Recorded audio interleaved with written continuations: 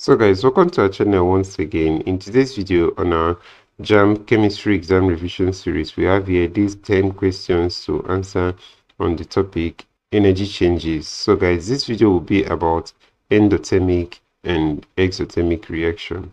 So in short, stay till the end of this video because this will be a very important one. And guys, already you know that at any point where you want to answer any question, you can always pause this video and try out the question to see if you can get the answer to the question.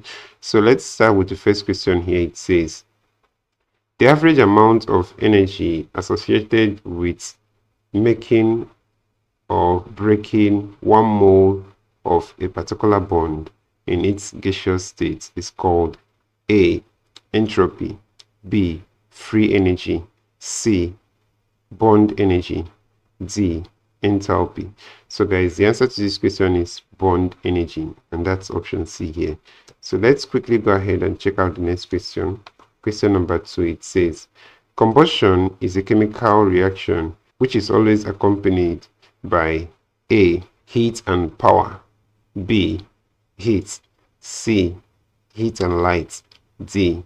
Heat and energy. So guys, the answer to this question is option C here. That's heat and light. So we need to understand that combustion is always accompanied by heat and light. So most substances burn in air, and burning or combustion is a chemical reaction which is frequently accompanied by the production of light and heat. So that's it for that question. Let's consider the next question. Question number 3 here. So the question says, a reaction with a negative enthalpy change is A. Exothermic, B. Isothermic, C. Endothermic, D. Adiabatic. So guys, the answer to this question here is exothermic. A reaction that has a negative enthalpy change, that's a negative delta H, will be regarded as an exothermic reaction. So guys, that's the answer to this question, option A. So let's consider the next question. Question number 4 here. It says C2H4 in gas plus H2 in gas to yield C2H6 in gas with delta H as negative 137 kilojoules per mole. The reaction represented above is A. Spontaneous, B. In equilibrium, C. Endothermic, D. Exothermic. So guys, we've already established in the previous question that a reaction that has a negative delta H is exothermic. So guys, you don't really need to think about this one. Already, you know the answer to this question should be here, option D. And that's exothermic. So let's quickly check out the next question. Question number 5 here, it says, so we also have an equation of a reaction here. I'm not going to just read out the equation. You can see the equation here. So let's simply read out the question here. It says, calculate the enthalpy change in the reaction above. If the enthalpy of SO2 gas is negative 297 kilojoules per mole, and that of oxygen gas is 0 kilojoules per mole, and then that of SO3 gas is negative 395 kilojoules per mole. So guys, this is something we can both solve together. So let's just quickly zoom into our workspace and solve these out together. So let's go ahead and write the equation of the reaction here. We have 2SO2 here. That's 2SO2, then plus O2 to yield 2SO3.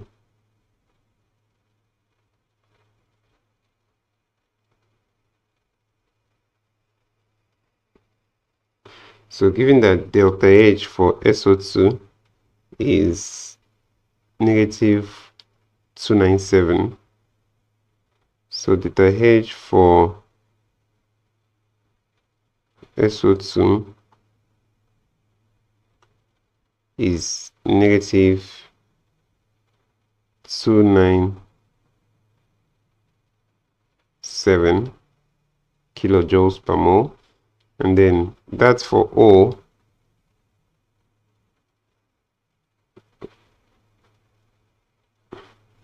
is just 0, and then for SO3 it's negative 395.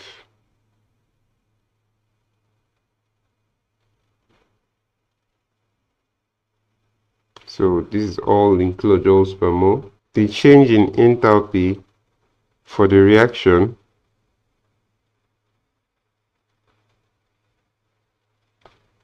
will be the total change in enthalpy for the products minus that of the reactants.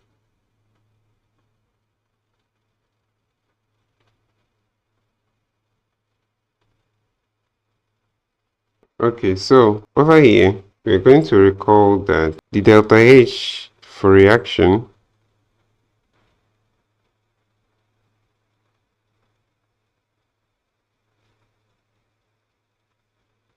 will be given as the total delta H for the products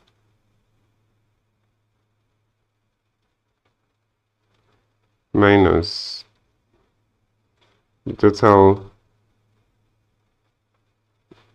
delta H for the reactants.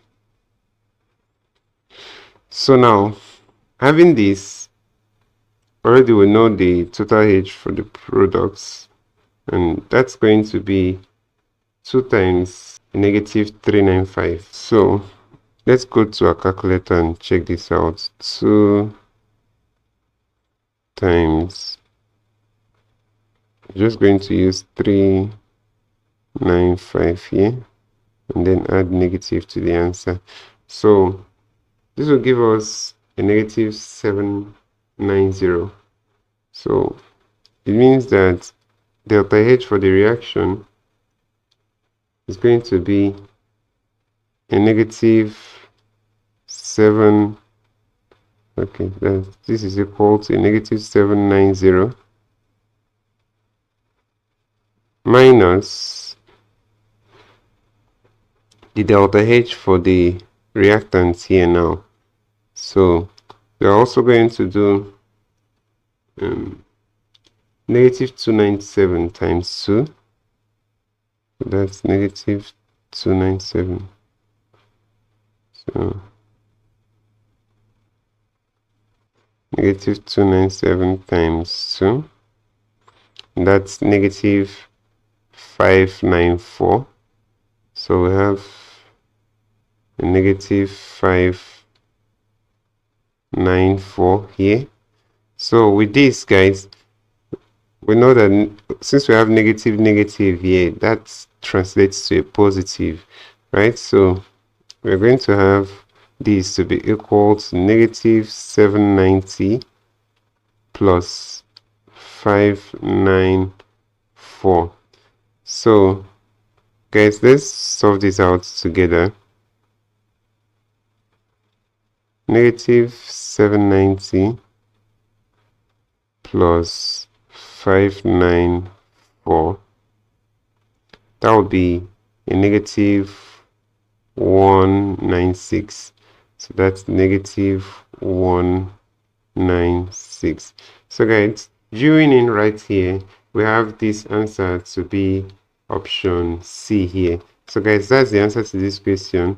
Option C here is the answer to this question.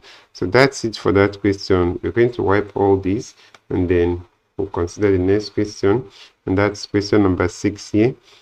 So guys, question number 6 says, when delta H is negative, a reaction is said to be A, exothermic, B, endothermic, C, reversible, D, ionic. So guys, the answer to this question is option A here, and that's exothermic. So let's consider the next question, question number 7 here. So guys, question number 7 says, which unit is commonly used to express the heat of combustion? A. Grams per liter. B. Kelvin. C. Meters per second. D. Joules per mole. So guys, the answer to this question is option D, and that's joules per mole. Joules per mole is often used to express the heat of combustion. So let's check out the next question, guys. Question number 8. It says the enthalpy of formation of an element in its standard state is A. Positive, B. Negative, C. 0, D. Depends on the element. So guys, the answer to this question is option C, and that's 0. The enthalpy of formation of an element in its standard state is actually 0. It's defined to be 0 actually. So this actually allows us to measure enthalpy change of reactions involving these elements. So that's it by that. So let's consider the next question. That's question number 9. It says the heat of reaction can be determined experimentally using a device called A. Thermometer, B. Barometer, C. Spectrometer, and D. Calorimeter. So guys, calorimeter is the answer to this question. A calorimeter is a device that is used to measure the heat of reaction experimentally. So guys, that's option D here, and that's the answer to this question. So let's consider the question number 10 here. The question says, alright, here we have an equation of a reaction here. This hydrogen gas reacting with iodine gas to form hydrogen iodide. So this will in gas form too. So from here, the delta H is positive. And then the question says, from the equation above, it can be inferred that bond breaking energies are A. Equal to bond forming energies, B. Equal and opposite to bond forming energies, C. Less than bond forming energies, D. Greater than bond forming energies. So guys, the answer to this question will be option D here, and that's greater than bond forming energies. The enthalpy of this reaction is actually positive, and that means it is an endothermic reaction. So in this case, this will suggest that the bond breaking requires absorption of heat, and bond formation requires release of heat. So in this case, guys, the bond breaking energies will be greater than the bond forming energies. So that's the answer to this question, guys. Option D is the answer to this question. So this is where we'll end this video for today, guys. If you enjoyed this lesson, please give it a thumbs up. Don't forget to subscribe to this channel if you're not yet a subscriber. Also, if you have any specific question regarding this video, you can drop your question on the comment section below, and we'll ensure to give you a response. So guys, we also want to use this medium to encourage you to join our YouTube channel community, where we'll post updates on everything about JAMB. So guys, this will help you a lot even as you prepare for your JAMB examination this year. You can do that by clicking the join button below, and you'll be a part of this community. Thank you once again for watching this video. See you next time.